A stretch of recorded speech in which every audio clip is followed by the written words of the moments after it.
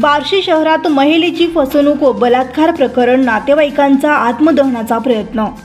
बार्शी शहरातील एका महिलेने तिच्या वैवाहिक जीवनातील तणावामुळे सन 2019 पासून माहेरी राहत होती। दरम्यान 24 जानेवारी 2021 रोजी रेणुका मंगल कार्यालयात आयोजित पारधी समाजाच्या मेळाव्यात तिची ओळख नितीन शिंदे नावाच्या व्यक्तीशी झाली। नितीनने तिला खोटे सांगून की त्याचे लग्न झालेले नाही, तिची फसवणूक केली आणि लग्नाचे आमिष दाखवून तिच्याशी शारीरिक संबंध प्रस्थापित केले। महिलेच्या फिर्यादीनुसार नितीनने 24 जानेवारी 2021 पासून 7 जून 2024 पर्यंत विविध ठिकाणी तिला फसवून वेळोवेळी बलात्कार केला।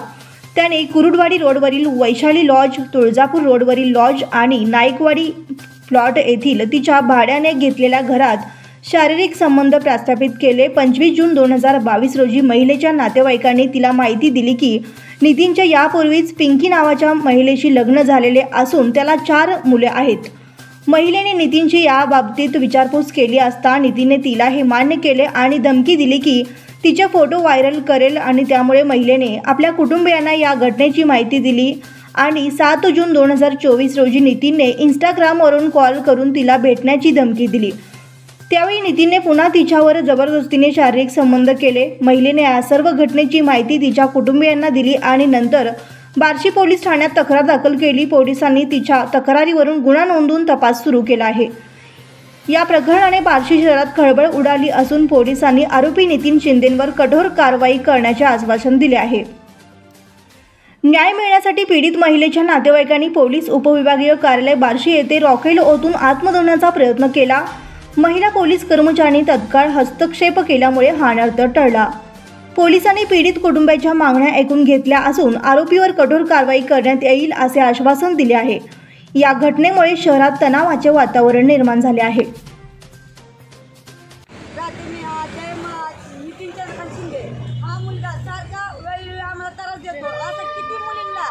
किती बायांना फसवलं त्याची गिनीत नाही, तर आम्हाला न्याय भेटत नाही।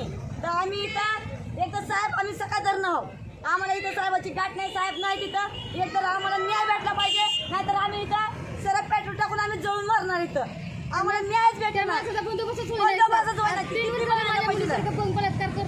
3 वर्ष झाले माझ्या बहिणीला ही करतोय,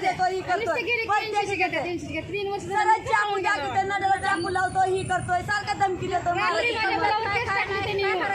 माझ्या बहिणीला ड्युटी करू देत नाही, नोकरीला जाऊ देत नाही, काही करू देत नाही। दुसरी पोरगी आणली कुठली तरी, रात्री माझं घर इथं बायपासला आहे, ती आहे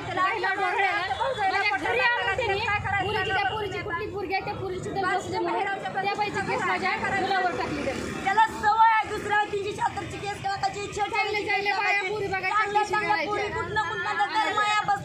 पैसे काढायचे, गुलाबी झाला, पैसे काढायचे,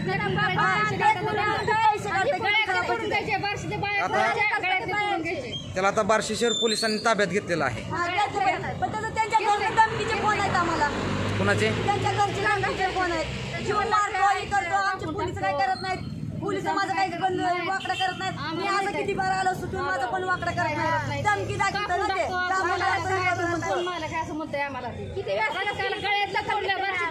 रात्री घरी आमच्या कोणच होतं, आमची चुलती एकटीच राहते तिथं, तिचं पिशवी काढलेलं ऑपरेशन झालेलं आहे मोठं। आम्हाला आमच्या भांडणामध्ये भाऊ माझा नोकरीला आहे। तर आता तुमची मुख्य मागणी काय आहे आणि तुमचा पुढचा पवित्रा काय असेल?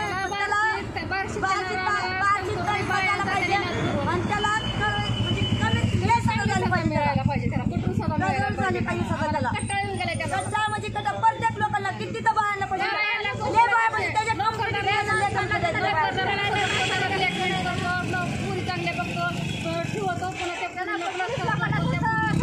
पैशाची मागणी करतोय, नावाने करून घेतो, जीव लेकरं मारतो, पोरं मारून टाकतो। माझं एखादं लेकरू मारतो, तुमच्या कंप्लेंट करतो, पोलिस माझं काय करत नाही ते वाकडं सरळ धमकी दाखवतोय ते आम्हाला। बंधुप्रेम न्यूज चॅनलला लाईक, सबस्क्राईब व बेल आयकॉन दाबायला विसरू नका। धन्यवाद।